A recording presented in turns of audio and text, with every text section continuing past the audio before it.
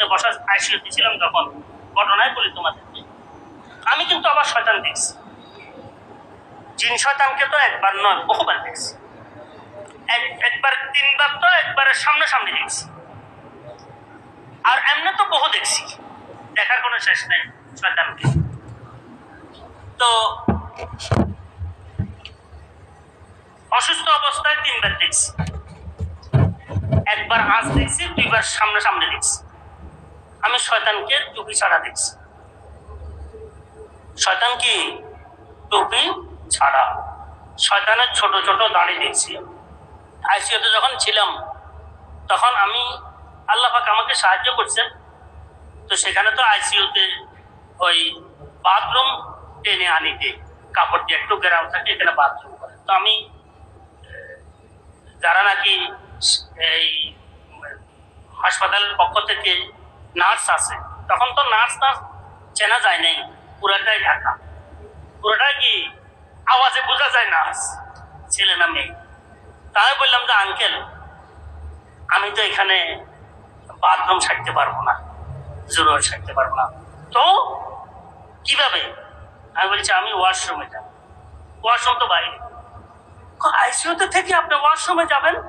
আজ ইনশাল্লাহ পারবেন? পারবো আলহামদুলিল্লাহ। আমাকে প্রস্রাবের জন্য, বাথরুমের জন্য, ওজুর জন্য, নামাজের জন্য আমাকে বাধা দেয় নাই। আমি যখন সময় হয়েছে তখন আমি বাইরে একদম দূরে ওয়াশরুমে গেছি। কষ্ট হয়েছে, কাশি হয়েছে, শ্বাসকষ্টের চাপ হয়েছে, খুব বেশি হয়েছে, দুর্বলতার সীমানা ছিল না। কিন্তু আলহামদুলিল্লাহ এই ওয়াশরুমে অজু ইস্তেঞ্জা করে তার নামাজ পড়ছি। আবার বাইরে টেবিল আছে আইসিইউ রুমের বাইরে। আমরা আইসিইউতে 8 জন ছিলাম। কতজন? 8 জনের মধ্যে মনে হয় আমি আবার আরেকজন টিকবে, আরগুলা সাধারণত টিকার কথা নয়। সবগুলা চিৎকার করতে করতে সবগুলা ঠান্ডা হয়ে গেছে। আমি যখন বাইরে দিয়েছিলাম প্রায়গুলা কি হয়ে গেছে, ঠান্ডা হয়ে গেছে। এর আগে একজন না দুইজন দেখছি খাট উঠে ফেলছে।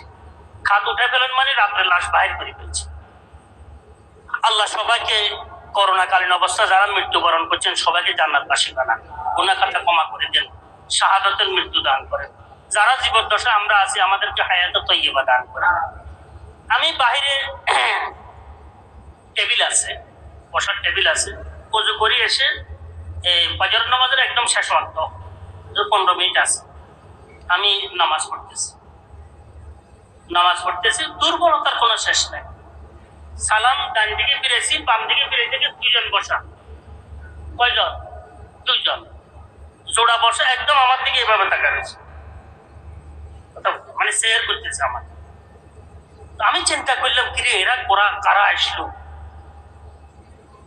একবার চিন্তা করে কোনো ফেরেস্তা কিনা, তো চিন্তা করলাম ফেরেস্তার ডানে না আসি বামে কেন, তো বামে পড়ছে।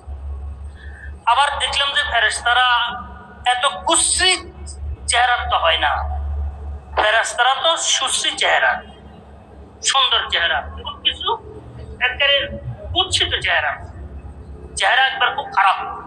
কথা বলছেন তো কিরকম শুকনা চেহারা, কুৎসিত চেহারা। আমি কিন্তু জাগ্রত অবস্থায় বসে আওয়াজ। তো আমি সালাম ফিরে চিন্তা করলাম যে কিরে এরা বামে 2 জন বসে রয়েছে জোড়া, এরা বামে কেন বসবে? ফেরেস্তা হইলে তো কোরআনে বসবে, ডানে বসবে। আর ফেরেস্তা হইলে সুশ্রী চেহারার হবে, এরা সুন্দর চেহারাওয়ালা হবে। এরা তো বিশ্রী চেহারা, কুৎসিত চেহারা, এরা তো ফেরেস্তা। আবার টুপি নেই, কি নাই, আবার দাড়ি হয়েছে এতটুকু, মোছা দাড়ি করে এটা আর। তো পরে আমার ইয়াকিন হয়েছে যে এরা তো জিন শয়তান, আমাকে অসহায় অবস্থায় সের করতেছে। কি করতেছে? কষ্ট দেওয়ার জন্য জিন শয়তান। তো এই কারণে বলতেছি আমি শয়তান নিজের চোখে দেখছি। আবার দেখছি এখানে আমরার মধ্যে আমি তো শেষ অবস্থার মতোই, হোঁশ আছে, দুর্বলতার শেষ নাই। আমি তাকাইছি সাজে আমার পায়ের পাশে মশারের ভিতরে বসে আছে, বসে বসে কি করতেছে, হুবহু একই রঙের একই ডিজাইনের। আমি এখনো যদি ওই লোকগুলাকে দেখে আমি চিনব, এখনো দেখলে আমি চিনবো যে সেখানে বসা ছিল এরা 2 জন, দুজন একই চেহারা। এই কারণে বলতেছিলাম আসলে শয়তানের কি থাকে না, দাড়িও থাকে না, পুরা টুপিও থাকে না, বুঝছেন তো, দাড়িও থাকে না, টুপিও থাকে না। তো প্রাকৃতিক ঘটনা হচ্ছে, এটা বললাম। আর তো এখানেও দেখছি আমার পায়ের পাশে বসে বসে মশারের ভিতরে আমার দিকে এভাবে তাকায় রয়েছে আর কি কি করতেছে। তো আমি চিন্তা করলাম যে ফেরেশতা হলে পায়ের বাম দিকে কেন বসা, সেটাও বাম দিকে বসা, কথা বুঝলেন। আবার পায়ের দিকে কেন বসা, আবার টুপি কেন নেয়, আবার কুৎসিত চেহারার অধিকারী কেন, আবার দাড়ি কেন নেয়। আস্তে শয়তানে না দেখা যায় কিরে শয়তান। তো যখন আইসিইউতে যখন ইয়াকিন হয়েছে আমার এরা শয়তান, তখন আল্লাহ পাকের উপর আমার ইয়াকিন বেড়ে গেছে যে আল্লাহ পাক অবশ্যই সাহায্য করবেন।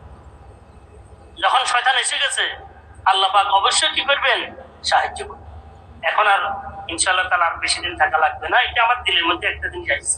তো আমি এই কারণে বলতেছিলাম আমি সচক্ষে দেখেছি শয়তানদেরকে, একবার না আরো বহুবার দেখছি, কিন্তু এই দুইবারটা একটা পরিষ্কার। আবার একবার দেখছি শুরু হয়েছি মানা হিজবুল্লাহ এরকম খাট একটা, এখান থেকে খাটার একটা, এটার মধ্যে অক্সিজেন আছে, আমি এখানে আছি আর হিজবুল্লাহ এখানে থাকে। দেখলাম তো থরম করে হচ্ছে একদম। আমি চিন্তা করলাম যে আমি জাগ্রত অবস্থায় দুর্বলতার কারণে চোখ তো বন্ধ, মানা হিজবুল্লাহ তো এত আওয়াজ করি এখানে কি করি খাটের মধ্যে বসবে না, বা কিন্তু ধরম করে উঠছে কথা বলতে। চিন্তা করলাম এটা তো মানা হিজবুল্লাহ নয়, আর হিজবুল্লাহ তো বাইরে গেছে দেখছি। আমি তাকাই দেখি যে কেউ নাই, এরপর আবার তাকাইছি জানালা দিয়ে বাইরে চলে যেতে আছে, বিশাল একটা জানালা দিয়ে বাইরে চলে কথা বলতে। এগুলো তো আমি সচক্ষে দেখছি। এভাবে ঘটনা বলতে গেলে লম্বা সময় লাগবে। আমি সচক্ষে বহু শয়তানের রাজিমকে দেখার আল্লাহ পাকের মেহেরবানি তৌফিক হয়েছে। আল্লাহ পাক শয়তানি থেকে আমাদেরকে হেফাজত করেন।